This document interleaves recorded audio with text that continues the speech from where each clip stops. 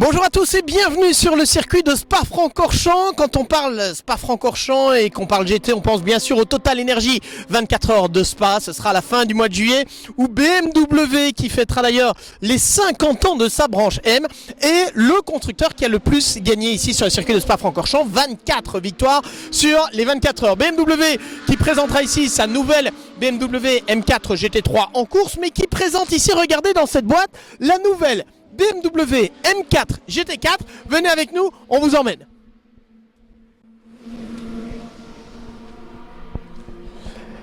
La nouvelle BMW M4 GT4, vous le voyez, qui est basée sur le même modèle, évidemment, que la BMW M4 GT3 que l'on verra au départ des Total Energy 24 heures de Spa. Superbe voiture, s'il en est. Le look est assez impressionnant. Le moteur, qui est la même base également que la GT3, qui développe 550 chevaux avant l'application, bien sûr, d'une éventuelle balance de performance. Alors, vous le voyez, plus que jamais dans l'échelle BMW, où on a la BMW M2 CS Racing, qui est une voiture par exemple que vous pouvez voir dans le championnat de France FFSA Tourisme, plus que jamais on a la M2 CS Racing, la BMW M4 GT4 et la BMW M4 GT3, et celle-ci est vraiment l'étape intermédiaire. Elle se rapproche très fortement d'une GT3. Alors l'aileron arrière qui n'est pas le même évidemment pour des raisons de réglementation, mais dans son esprit notamment se rapproche aussi de celui d'une GT3 avec ce col de cygne que vous pouvez voir ici, qui permet de bien libérer justement le fonctionnement de l'aileron et notamment toute la partie en dessous. Et puis venez voir, parce que ce qui est intéressant, c'est aussi ce qui se cache dans la voiture, dans cette BMW M4 GT4. Alors vous me permettez, je vais m'asseoir,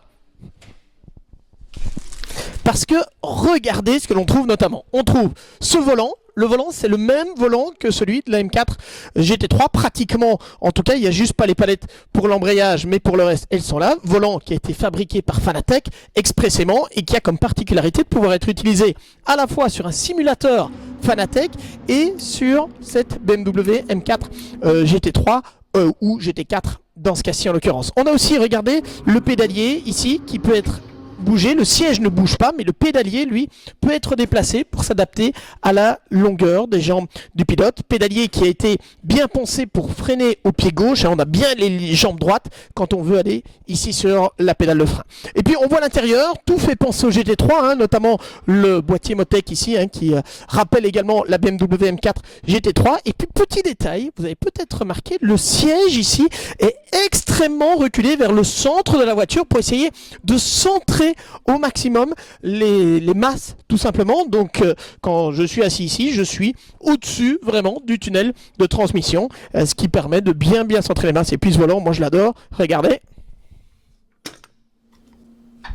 voilà, c'est facile comme tout, c'est le volant Fanatec qui se remet là, qui a un look particulier, qui a vraiment un feeling particulier, et qui a été développé en collaboration entre les ingénieurs de Fanatec et de BMW Motorsport. Il était donc au départ pour la BMW M4 GT3, vous pouvez le voir aussi maintenant dans la future GT4 avec les différentes molettes, avec les boutons qui sont là, qui peuvent être interchangés, vous pouvez mettre différentes couleurs. Ça, ce sont vraiment des volants des temps modernes, très différents des cerceaux que l'on voyait auparavant. Et bien voilà, cette BMW M4 GT4, on la verra, on l'espère, on en est pratiquement convaincu pour être honnête avec vous. On a déjà entendu des bruits de couloir, mais on ne peut pas tout vous dire. Mais on la verra certainement l'an prochain dans le cadre du championnat de France FFSA GT. En attendant, vous pouvez la découvrir ici cette semaine de la Speed Week et la semaine des Total Energy 24 heures de Spa sur le circuit de Spa-Francorchamps.